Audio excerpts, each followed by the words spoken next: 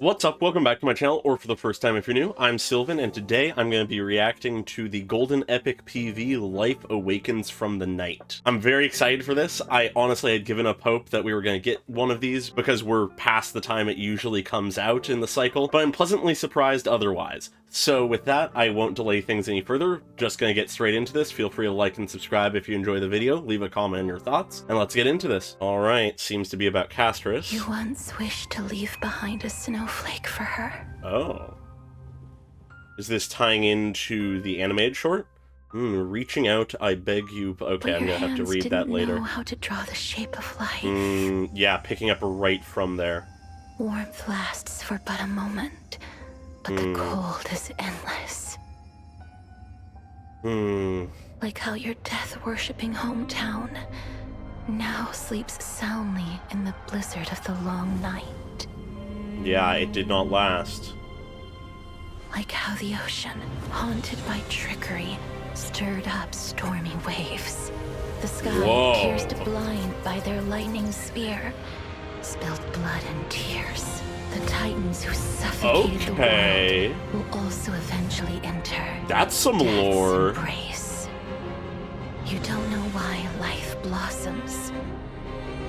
Only because the butterfly of the nether realm has already landed on the searching black tide on the bloodthirsty blade. Oh, that looks so good. On your fingertips.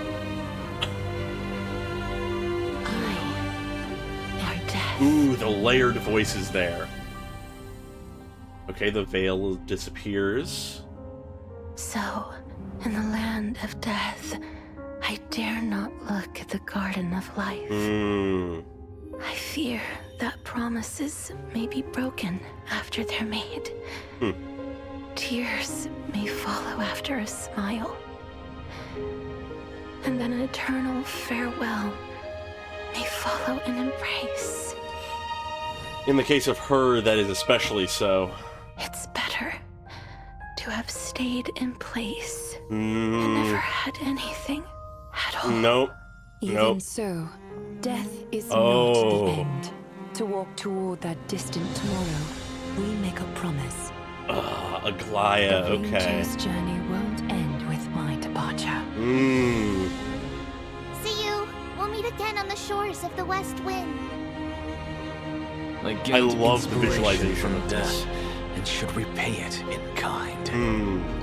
Golden blood. Oh, Mayday, Finon, Cypher. All the layered voices. Just treat it like a game of death. Come with us.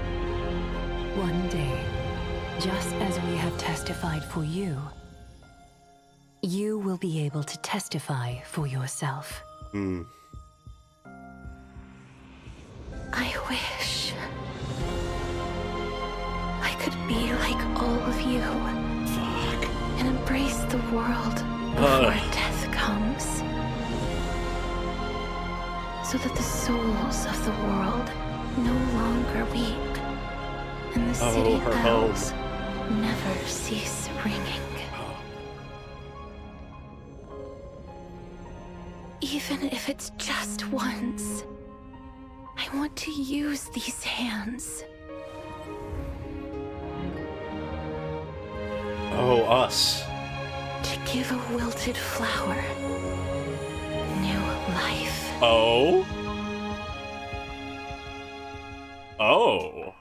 Even if the snow eventually melts, I hope you will leave behind a snowflake for me.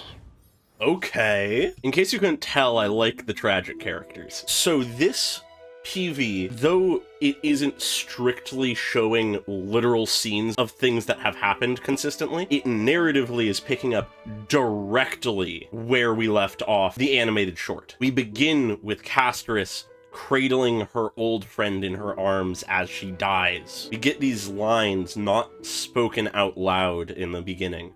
Reaching out, I beg of you, please, don't dwell in that fleeting moment between a touch and a farewell. It's an intriguing set of lines that I'm struggling to exactly process what it is, because there's a few ways to interpret it, I think. The phrasing of don't dwell in that fleeting moment makes me think that potentially this is, say, one of the elders of Idonia, or at the very least someone of that philosophy of revering death, trying to convince Castorice that she should not dwell on the momentary act of death, of killing. That moment between touch and farewell.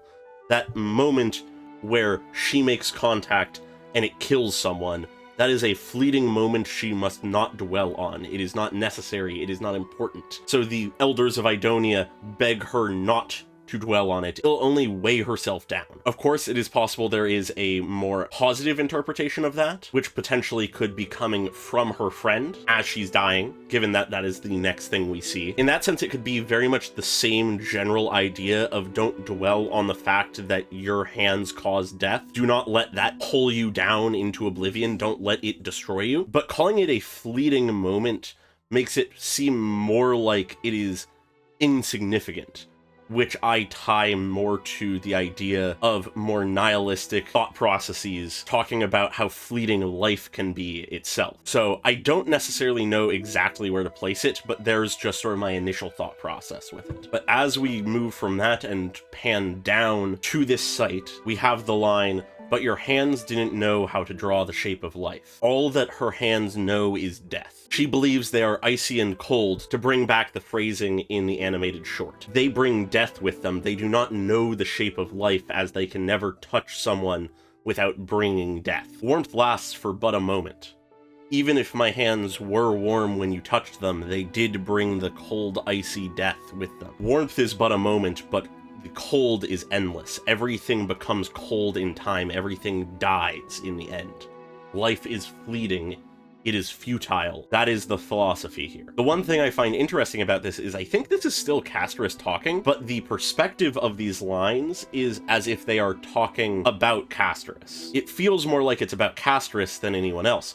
Hypothetically, it's her talking about her friend, but the line about your hands didn't know how to draw the shape of life makes most sense for Castorice. So I'm not entirely sure. It's just an interesting touch that I'm not entirely sure of the intent for. But we continue as the PV enters into a part that is in line with some of the previous Golden Epic PVs, where it becomes a bit more grand, covering the scope of the Titans and the world itself of Amphorius, beginning with Idonia, saying, "Like how your death-worshipping hometown now sleeps soundly in the blizzard of the long night. It has been taken by the cold. This land that worshipped death has now joined with it." But then we begin to get details about some of the Titans that I don't think we had before, which are very interesting to me. It explains some details about potentially the fates of some of the Titans we haven't really seen yet. The first line relating to this is this one, "Like how the ocean, haunted by trickery, stirred up stormy waves," implying that Zagreus, the Titan of trickery, in some way deceived and tricked the Titan of the ocean. I'm forgetting what their name was, but regardless, which caused devastation in the form of stormy waves. Then we have the next piece. "The sky, pierced blind, for their lightning spear spilled blood and tears." And we get this line as we see what appears to be a battle between Nicodor and the Sky Titan, implying that the reason why Aquila is referred to as blind so often, or having closed their eyes, is because they were in some way, literally or otherwise, blinded by Nicodor in some battle. Presumably, this is after Nicodor went mad, but who knows? Another interesting detail is we see in this art the hand of Zagreus, implying that Zagreus had a hand in this as well. Pun entirely intended, but what side Zagreus was taking here, if any, is unclear. It's possible that they were siding with Aquila or Nicodor, or was in some way pulling the strings of all of this, or was barely involved and just happens to be here for some reason. It's entirely unclear, but their inclusion here is interesting. But as Nicodor pierces Aquila's eyes, the color changes with the next line. "The Titans who suffocated the world will also eventually enter death's embrace." Even the Titans, these godlike beings, will not escape death. And as someone blessed by Thanatos, someone carrying the will of death, Castorice looks over these warring Titans and sees the inevitability of their deaths. A person born of mortals, looks to the gods and sees that they will die someday. Life is fleeting for all people, including the gods. You don't know why life blossoms, only because the butterfly of the Netherrealm has already landed on the surging black tide. Obviously, the black tide in this is this abyssal apocalypse that is happening. It's been referred to as the black tide before. That's obviously what it is talking about. But the statement that the butterfly of the Netherrealm has already landed on the surging black tide implies to me that the butterfly that is being mentioned is supposed to be Thanatos. Either that or some aspect of him. Because unless there's something we really don't know about Castorice, we do not know of any aspect of Thanatos, really, that has been consumed by the tide. But we do know about the boss Pollux in the next version, which, if I recall correctly, was referred to as something along the lines of a piece of Thanatos or something like that. A portion of his power, something like that. Which, alongside the design of Pollux, makes me think that perhaps the reason Thanatos cannot be found is because they have already been consumed by the black tide and have been corrupted by it and transformed by it into this fragmented version of themselves that takes the form of Pollux when we run into it in Idonia. That's sort of the thought process I get, but it's interesting that that is used as the reasoning for why you do not know why life blossoms. Because if that is talking about Castorice, it either implies that Thanatos has been gone for a long time, longer than we thought, or it might be referring to something other than what I thought. I'm not entirely sure though, it's a bit too mysterious and enigmatic. But the concept of not knowing why life blossoms, or a servant of death, makes a lot of sense. It lines up with a lot of what Castorice's story has been so far. She is someone who has known nothing but death and killing, so she does not understand why life blossoms. Life inevitably ends in death, so why did it blossom in the first place? That is sort of the interpretation of this line in isolation I get. It's just when combined with the next couple lines that confuses me. And actually, I was forgetting to include this line when talking about what the butterfly of the Netherworld touching the black tide could be, as if my interpretation is correct, or at least in line with things, this line actually adds additional context. The bloodthirsty blade sounds an awful lot like something that would come from Strife, which could imply that instead of just Thanatos being corrupted and destroyed by the Abyss in general, it could be referring to the idea that they were unknowingly to anybody really already slain and defeated by Nicodor, or at least Nicodor's forces. That's a possibility. But as visually we have these weird astral wings wrap around Castorice, and then we move into them and we have her with this black veil over part of her face.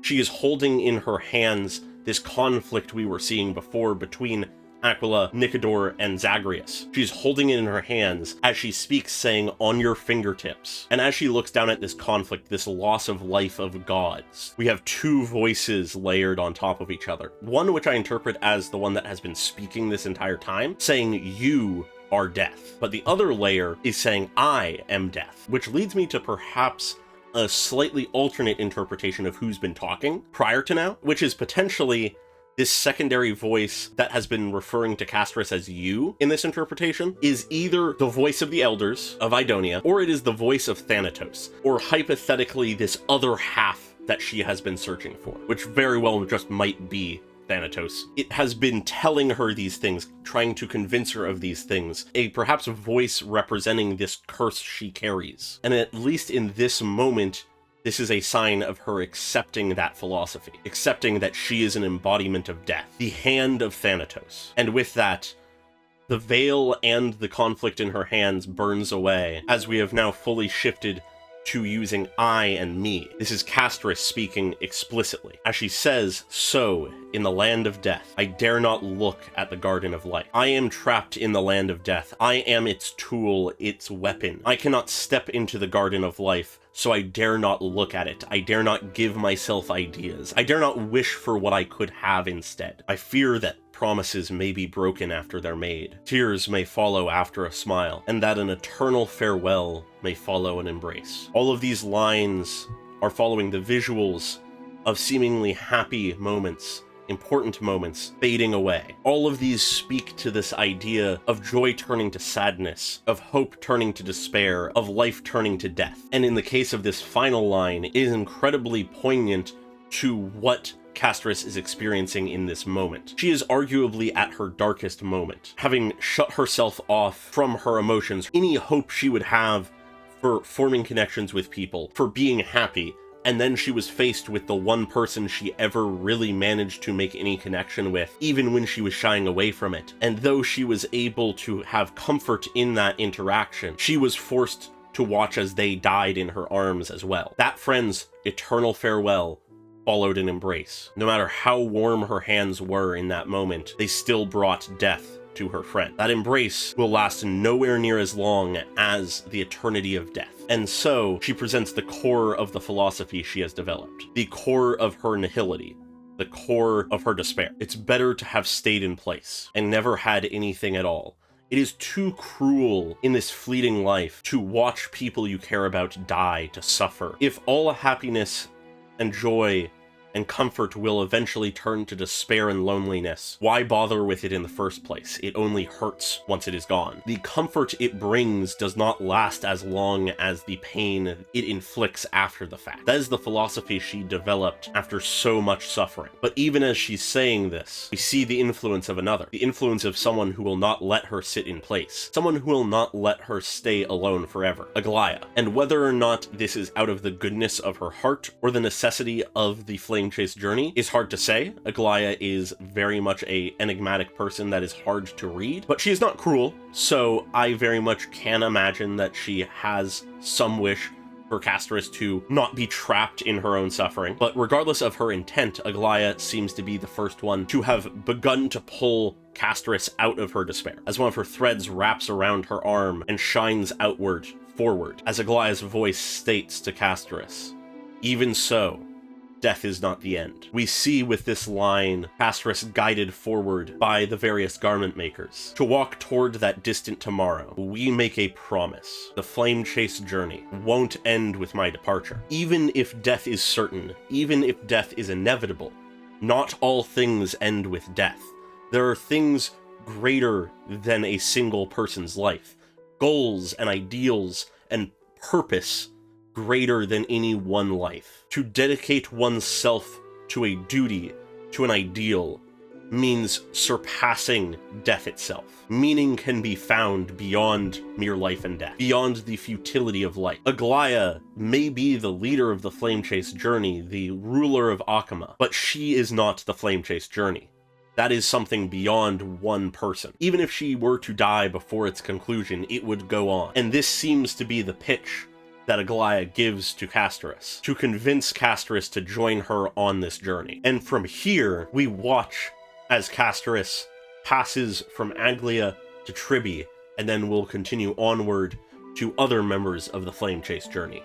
Seeing those who have dedicated themselves to this goal, to fight against the inevitability of death. And to that end, there is no better representation of that eternal struggle against oblivion than Tribby, the first demigod, the one who stepped forward and chose to make their own path forward for everyone when their gods went silent. The very person who split themselves into dozens, if not hundreds, of individuals who were destined to die one by one in their attempts to complete this journey, and did so bravely. The very people who, when faced with certain death, do not say goodbye, do not say that this is the end, do not lament in the loss that is to come.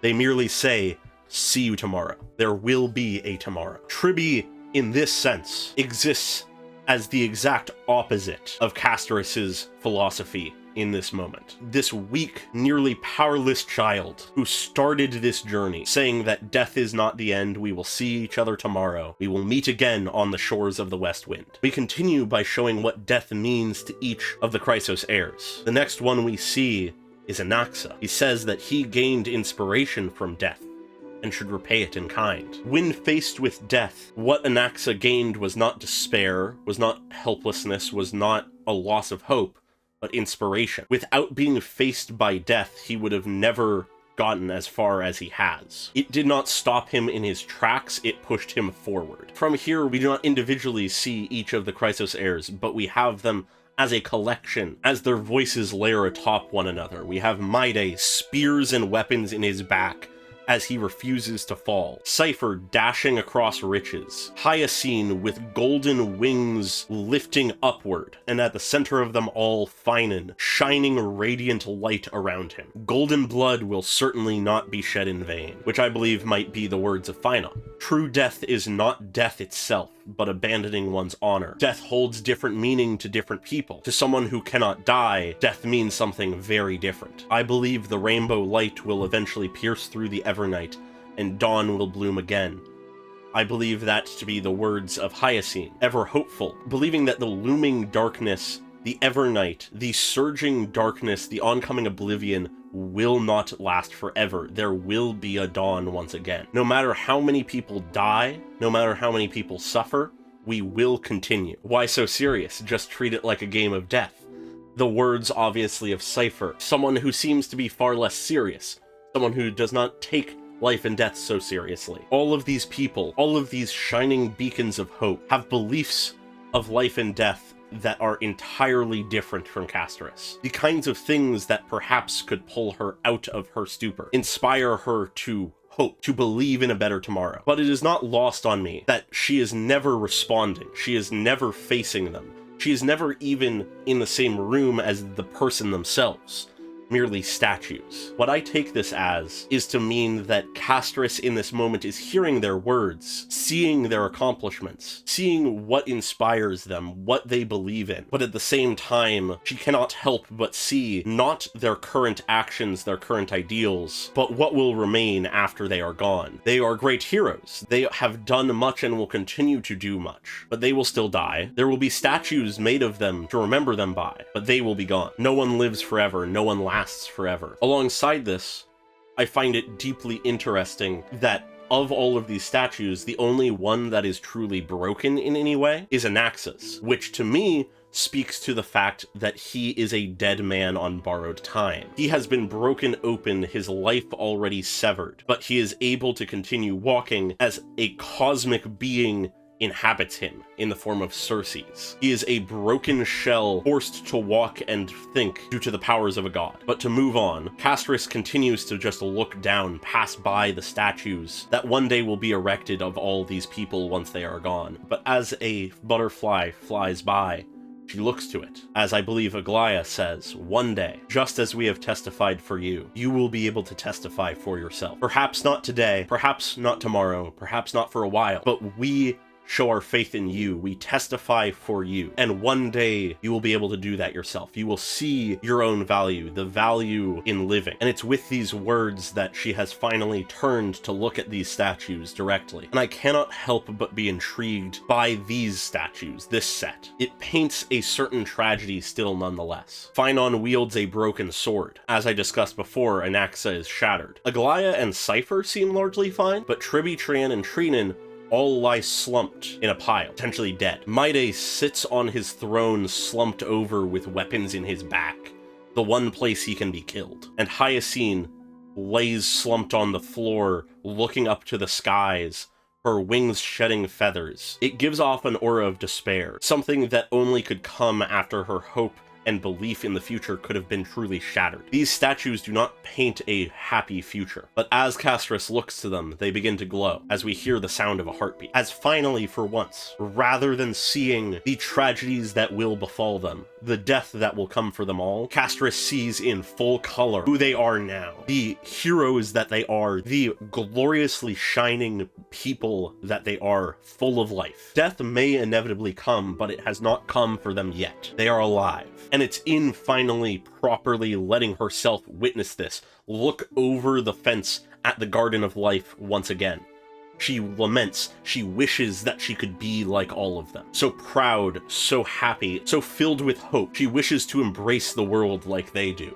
But she knows that if she were to, it would just bring death to the world. So even when she witnesses them, she stands to the side. She looks from a distance, follows in their footsteps, but quietly from far enough away where she will not bring harm. And she is not questioning that death will come. She merely wishes that she could bring that hope, that fullness of life that she sees in them. But she still believes that she can bring nothing but death. She wishes that she could do this so that the souls of the world no longer weep. The only embraces that she can achieve are those of people's darkest moments, of their moments before death, often crying and begging to keep living. She wishes that instead her embrace could be that of the other Chrysos heirs that bring comfort and hope. And it's with this that she envisions her home, Idonia, not as the dark, cloudy, snowy, icy cold place that it was when she grew up, but as a vibrant, colorful place full of light. A place where the city bells would never cease ringing, where death would never truly come, where death would not eventually wipe away all that humanity had built. But that falls apart as just a mere dream as she falls down. But now, having witnessed the Chrysos heirs, the people who have reached out to her to join them, she is still lamenting her fate, but she does wish for more, even if it's just once. I want to use these hands as she pulls out from her own chest a heart with wings. Whether this is representing her own heart or her connection to Thanatos, or something else. She pulls this heart out of her chest as she wishes to use these hands, just once, to give a wilted flower new life, as she passes this out of herself and into us. This, to me, implies that there will be a moment during the story where we die or become near death, and for whatever reason, the only one who can save us is Castorice. And given the imagery of passing a heart from her to us, it may not be as happy as just her saving us, but rather her trading her own life to save ours. Something tragic like that very well could be in our future. But I would not be surprised, because as Castorice is saying here, this is her wish. She wishes for once these icy cold hands that bring nothing but death to instead bring the warmth of life. Instead of making a flower wilt, she wants them to bring a wilted flower back to life. And so even if it is at the cost of her own, she would likely be very, very happy to fulfill this wish. And it makes me fear for her. It makes me fear for what she will do to save us. But if she does, I will be sad, but I'll also be happy that she finally is able to achieve her wish. As we then end with a series of lines in the same form we started, but this time they are actually spoken by Castorice. Even if the snow eventually melts, I hope you will leave behind a snowflake for me. Speaking to the original line of the PV, you once wished to leave behind a snowflake for her. And what this speaks to me as is the idea that even though the snow will melt, even though life will end for all of us, Castorice hopes that a sign of that snow, a sign of that life will remain, that it will not completely disappear from this world, that even a fleeting life will leave a change, that it will not have been for nothing, that the person who once lived will have meant something. As has been the case, this is beautifully tragic, but I absolutely love it. There is so much here that I love. I love how it follows up directly upon where we left the animated short. It shows us that though in the loss of that friend, the woman tried to instill in Castorice that her hands are warm, she is a person worthy of life and love. It did not make it to Castorice. She could not be convinced that the fleeting life that she saw leave in front of her was worth the pain that it leaving caused. Even when imbued with purpose by those around her later, she still struggles to look at them as they are now rather than what they will be once they are gone. But after all that she has experienced, all the help she has received, all the comfort that she has been given, she does finally let herself wish to give life rather than take it, at least just once. And we very well may give her that chance. And I am incredibly excited to see what that looks like once the version comes out next week. But for now, I think I have unpacked this just about as well as I can, so I will leave things here for now. Feel free to like and subscribe if you enjoy the video, leave a comment on your thoughts, and I hope you all had a great day. Goodbye!